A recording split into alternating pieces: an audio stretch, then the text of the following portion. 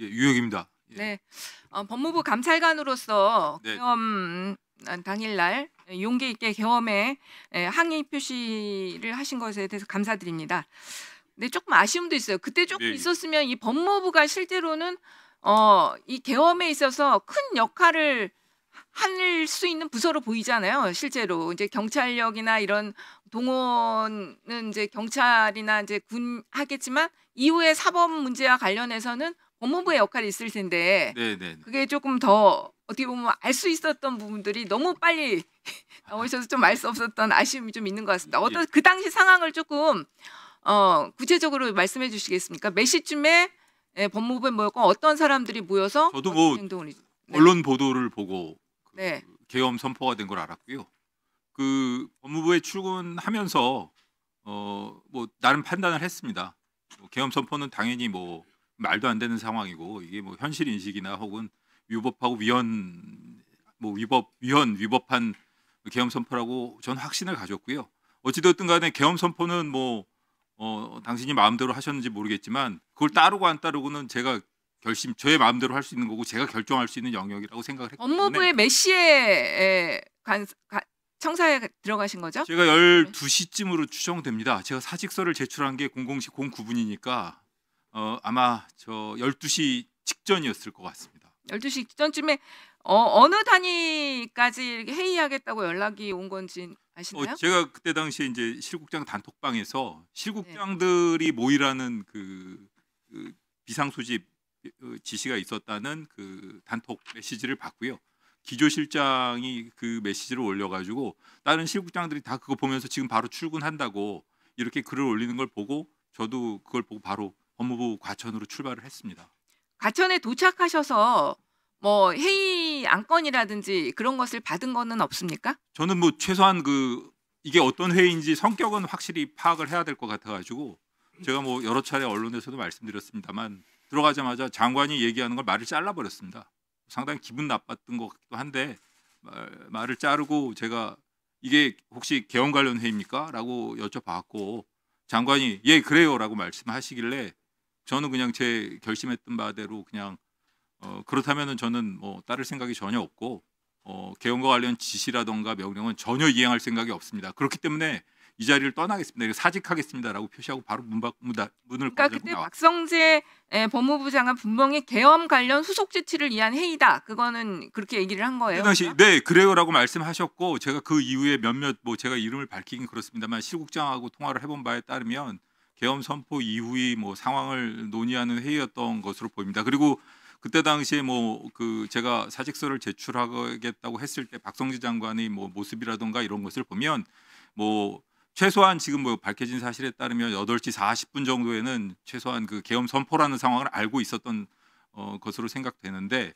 저보다 생각할 시간이 2시간, 3시간 이상 더 있었을 것으로 생각되고 그 당시에 그 자리에 앉아 있어서 그 박성재 장관이 했던 행동은 그 계엄 선포를 부정하거나 뭐 불법이라고 생각한다던가 뭐 의구심을 갖고 있었다던가 뭐 그런 사람의 행동이라고 저는 보기 어려웠습니다. 그러니까 법률을 관장하는 대통령의 그리고 법적 참모라고 할 수 있는 박성재 법무부 장관이 계엄에 관한 문제의식은 전혀 없고 그것의 후속 조치를 이해가기 위한 행동들을 한 것으로만 보인다 이렇게 저는 그렇게 생각할 수밖에 판단하는 없습니다. 거죠. 네네.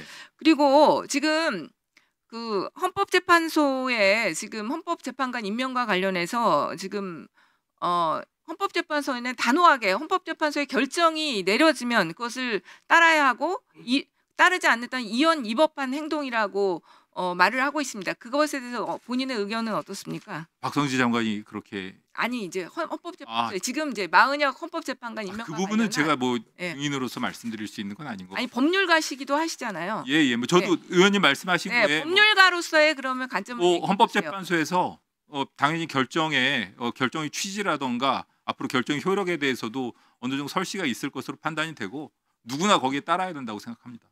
네, 잠깐 예. 멈춰주시고요. 김봉식 청장하고 저기 오부명 공공안전처장님 양쪽으로 나와주세요.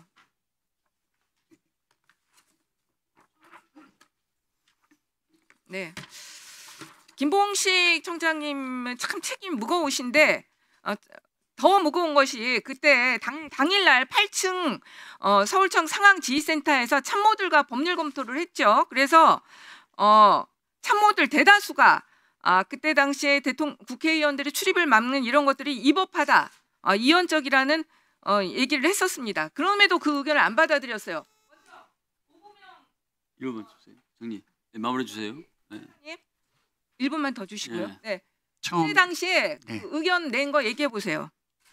처음 1차 차단했을 때 네. 법 시입 질서를 보고 저와 참모들이 청장님께 건의를 드렸고 청장님께서 그 의견을 수렴을 해서 1차 차단 해제가 이루어졌습니다. 그러니까 어쨌든 그때 당시에 국회의장을 비롯해서 국회의원들의 출입을 가로막는 것은 헌법에도 비상계엄 해제 요구권이 있으니까 문제가 있다, 이런 의견으로 얘기한 거 맞죠? 맞습니다. 대부분이 다 그렇게 얘기를 했죠. 그렇습니다. 네. 그러니까 결국 어떻게 보면 비상계엄 포고령 자체에 1호의 문제점을 지적하신 거예요. 청장님, 그런 참모들의 의견을 듣고도 계속 이렇게 강행한 거 어떻습니까? 사실 제 공소사실 관련되기 때문에 상세히는 말씀 못 드리겠습니다만, 그 포고령 내려오기 전에는 제가 국회의원님들하고 보좌관, 사무처 직원들도 다 출입을 시켰습니다. 심지어는 국회 출입기자까지 출입증 있는 분들은 모두 출입을 시키라고 사실 제가 지시를 했습니다. 그 이후에 이제 포고령 내려온 이후에 좀 상황이 달라졌는데, 그 짧은 초유의 급박한 상황에서 어떻게든 그 부분이 따라야 되느냐 말아야 되는 그런 판단을 빨리 해야 되는 상황에서 일부 참모들의 그 자리에서는 즉석 브레인스토밍 같은 그런 과정이 있었고, 그 부분에서 상급청에서 지시가 내려온 부분을 소화하고 이행해야 될 그런 부분에서 제가 판단을 했던 겁니다. 제가 제 지휘 책임을 회피하려는 것이 아니고 그 부분에서 제가 물론 상급청의 지시가 있었습니다만 그 자리에서 포고령이 따라야 될 초유의 급박한 상황이고 포고령이라는 게 처음이기 때문에 그 부분에 대해서 논란이 좀 있었습니다. 사실 그 당시에 법무부나 대검 이런 데서 어느 한 부서라도 공식적으로 이게 뭐 위헌 위법하다고 발표한 부서가 없지 않습니까? 그 짧은 순간에 경찰에서 판단하고 집행을 해야 되는데, 그래서 그 부분에 대한 판단의 책임은 제가 당연히 지는 건 맞습니다만, 그 현장에 직원들한테까지 그런 강요한다는 건 쉽지 않다고 생각합니다.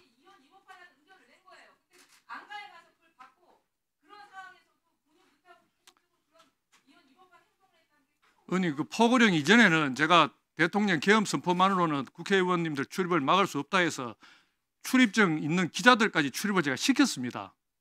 그래서 그 부분을 좀 이렇게 얘기해 주시면 좋겠습니다. 예. 자, 그러면 지금부터 잠시만 주목해 주시기 바랍니다. 제가 구독자분들을 위해서 선물 하나를 준비했는데요. 제가 항상 여러분들께 드리는 말씀이 있습니다. 뉴스만 평소에 잘 챙겨보셔도 돈이 되고 돈을 벌 수 있다라고 말씀을 드렸는데요. 여러분들은 여기 보시는 삼성전자 뉴스를 보고 어떤 생각이 드세요? 아니면 정치인들의 뉴스, 날씨 뉴스를 보고는 어떤 생각이 드시나요? 그냥 뉴스만 보고 끝내는지, 아니면 이 뉴스를 어떻게 이용할 수 있는지, 이 부분을 고민하고 계시는지를 되물어보고 싶습니다. 그 이유가 뭐냐 하면 제가 지난번에 여러분들께 뭐라고 말씀을 드렸었죠? 지금은 반도체 섹터를 눈여겨보셔야 한다고 말씀드렸습니다. 그리고 나서 이런 썸네일들 뉴스를 통해서 많이 보셨을 겁니다. 반도체 내용이 이슈가 됐을 때 부자들은 어떻게 생각한다? 반도체 관련주들은 뭐가 있는지, 어떤 종목이 가장 좋은지, 어디에 투자해야 돈이 몰리는지 자연스럽게 생각한다고 제가 말씀을 드렸죠. 그 이유가 뭐냐 하면 부자들이 봤을 때는 이슈가 곧 돈으로 이어지고 그 이슈가 나에게 돈을 벌어준다는 경험적 확신이 있기 때문에 부자들은 항상 이런 사회적 이슈를 관심 있게 챙겨본다고 제가 말씀을 드렸습니다. 이번에도 마찬가지인데요. 제가 지난번에 시청자분들과 함께하는 주식으로 수익 내기 이벤트를 진행했었죠. 당연히 100% 무료로 진행을 했었고요. 여기 보시면 아시겠지만 제가 지난번에도 구독이라고 보내주신 모든 시청자분들께 반도체 관련주 중에 가장 크게 급등할 딱 한 종목, 많은 종목도 아니라 한미반도체 한 종목을 여러분들께 추천드렸어요. 그러면서 여기 나와 있는 대로 정확히 얼마에 매수해야 하는지, 그리고 수익률이 어느 정도 나왔을 때 팔아야 하는지를, 이런 부분들까지 여러분들에게 정확히 알려드렸었는데 지금 실제로 어떻게 되었다? 오른쪽을 보시면 아시겠지만 제가 지난번 문자 발송으로 이 한미 반도체를 소개해드리고 나서 실제로 이렇게 5배 이상 어마무시한 상승이 나왔습니다. 100만 원만 투자를 했어도 무려 500만 원이 넘는 수익금이 생긴 거죠. 그래서 당시에도 굉장히 많은 분들이 제가 드린 이 한미 반도체로 수익을 내실 수가 있으셨을 텐데요. 다시 한번 축하드린다고 말씀을 드리겠고 이번에도 마찬가지입니다. 앞으로도 2024년, 2025년 계속해서 기대해볼 섹터는 AI입니다. 그 중에서도 AI 반도체는 그 누구도 부정할 수 없는 미래 성장 산업입니다. 그러면 우리가 어떻게 생각해 볼 수 있을까요? AI 반도체 종목 중에 앞으로 크게 대장 역할을 하면서 10배 이상 급등할 수 있는 텐베고 종목을 지금부터 열심히 추적해야 한다는 겁니다. 큰 돈을 투자하지 않더라도 월급의 일부분 아주 소액이라도 이 종목을 모아가야 수백 %의 수익률을 손에 쥘 수 있는 것이죠.